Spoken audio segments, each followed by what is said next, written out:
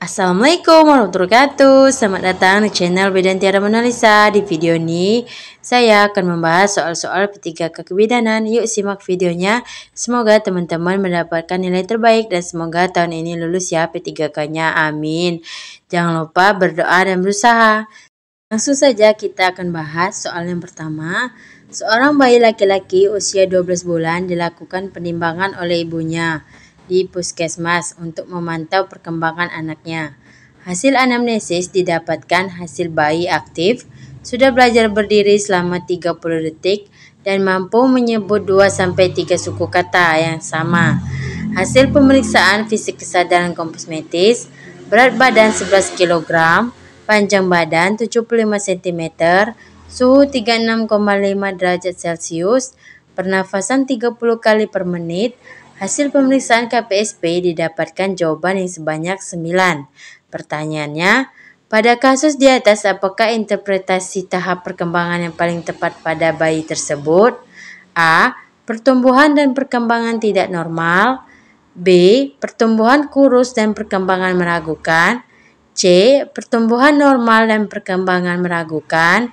D. Pertumbuhan normal dan perkembangan menyimpang. E. Pertumbuhan dan perkembangan sesuai umur anak. Silakan teman-teman menjawab terlebih dahulu. Langsung saja kita akan bahas pada bayi usia 1 tahun, berat badan dan panjang badan kasus di atas normal. Kuesioner pra-screening perkembangan KPSP merupakan screening pendahuluan untuk menilai perkembangan anak usia 0-72 bulan. Dengan daftar pertanyaan singkat yang ditunjukkan pada orang tua. Daftar pertanyaan KPSP berjumlah 10 nomor, yaitu pertanyaan yang harus dijawab oleh orang tua atau pengasuh, dan perintah yang harus dilakukan sesuai dengan pertanyaan KPSP. Pertanyaan dalam KPSP harus dijawab iya atau tidak oleh orang tua dengan hasil interpretasi, yaitu bila jawaban ya berjumlah 9-10 berarti perkembangan anak normal sesuai dengan tahapan perkembangan.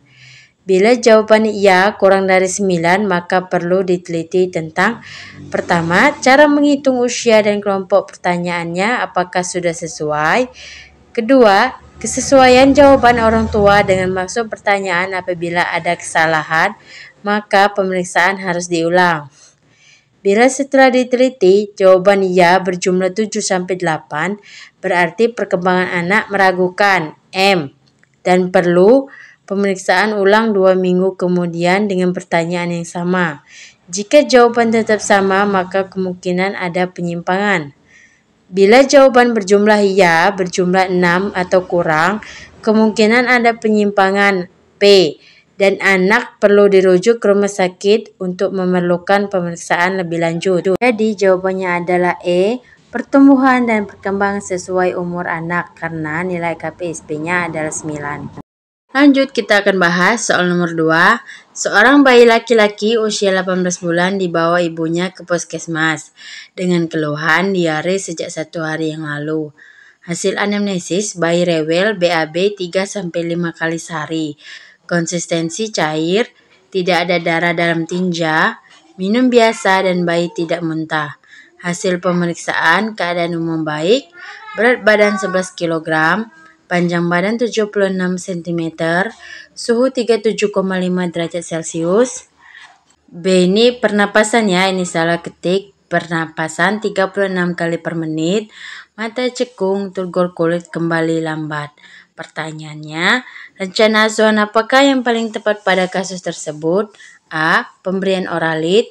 B. Pemberian obat zinc. C. Pemberian teh manis.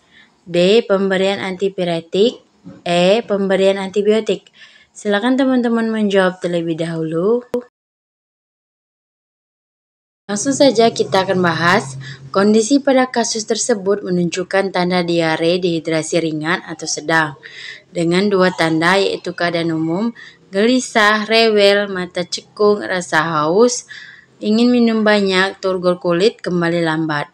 Pemberian oralit setiap kali mencret selain melanjutkan pemberian ASI penting dilakukan untuk dehidrasi atau mencegah dehidrasi yang lebih parah. Diperlukan juga pemberian zinc selama 10 hari berturut-turut. Pemberian teh manis atau jus buah tidak dianjurkan karena dapat menyebabkan hipernatremi. Suhu masih dalam kondisi normal sehingga tidak diperlukan antipiretik, sedangkan pemberian antibiotik memerlukan kolaborasi. Biasanya atas indikasi penderita diare dengan darah, sebagian besar karena psikologis, suspek kolera. Jadi jawaban nomor 2 adalah A, pemberian oralit. Selanjutnya kita akan bahas soal nomor 3. Seorang bayi perempuan berumur 5 bulan dibawa oleh ibunya ke posyandu untuk melihat perkembangan anaknya. Hasil anamnesis, bayi hanya diberikan ASI eksklusif tanpa makanan tambahan apapun. Bayi sudah bisa berbalik dari telungkup dan ketelentang dan mengangkat kepalanya setinggi 90 derajat. Hasil pemeriksaan fisik, kesadaran kosmetis, berat badan 5 kg, suhu 36,6 derajat Celcius, pernafasan 32 kali per menit. Hasil jawaban pada pemeriksaan KPSP berjumlah 8. Pertanyaannya, rencana asuhan apakah yang paling tepat pada kasus tersebut? A. Teruskan pola asuh anak sesuai dengan tahap perkembangan. B. Lakukan pemeriksaan atau screening rutin menggunakan KPSP 3 bulan. C. Beri stimulasi perkembangan anak setiap saat sesuai dengan umur dan kesiapan anak. D. Merujuk ke rumah sakit dengan menuliskan jenis dan jumlah penyimpangan perkembangan. E. Lakukan penilaian ulang KPSP 2 minggu kemudian dengan menggunakan daftar KPSP yang sesuai dengan umur. Silakan teman-teman menjawab terlebih dahulu. Langsung saja kita akan bahas. KPSP berjumlah 8 menunjukkan perkembangan yang meragukan M, sehingga membutuhkan stimulasi perkembangan pada anak untuk lebih sering, setiap saat dan sesering mungkin. Kemudian lakukan penilaian ulang KPSP 2 minggu kemudian dengan menggunakan daftar KPSP yang sesuai dengan umur. Jadi jawabannya adalah E. Lakukan penilaian ulang KPSP 2 minggu kemudian dengan menggunakan daftar KPSP yang sesuai dengan umur. Selanjutnya kita akan bahas soal nomor 4. Seorang ibu datang ke posyandu ingin mengimunisasikan anaknya yang saat ini berusia 10 bulan. Hasil analisis, bayi sudah diberikan MPASI dan masih menyusui ibunya. Bayi sebelumnya sudah mendapatkan imunisasi BCG, polio 1-4, DPT 1-3, hepatitis B 0-1-3,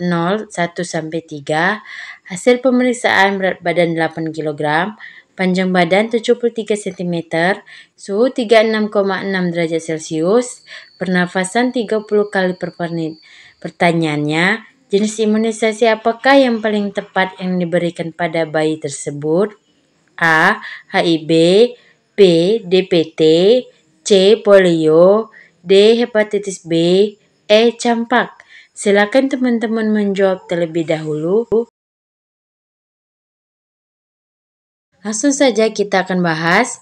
Riwayat imunisasi dasar pada kasus di atas sudah lengkap, kecuali campak. Imunisasi campak adalah vaksin virus hidup yang dilemahkan untuk memberikan kekebalan aktif terhadap penyakit campak yang disuntikan 0,5 mili secara subkutan pada lengan kiri atas pada usia 9-11 bulan. Imunisasi campak kedua diberikan saat anak usia 18 bulan. Jadi jawabannya adalah E, campak. Lanjut kita akan bahas soal nomor 5 atau soal yang terakhir. Seseorang datang membawa bayinya ke posyandu yang berusia 7 hari untuk mendapatkan imunisasi. Hasil anamnesis, bayi aktif dan menyusui kuat.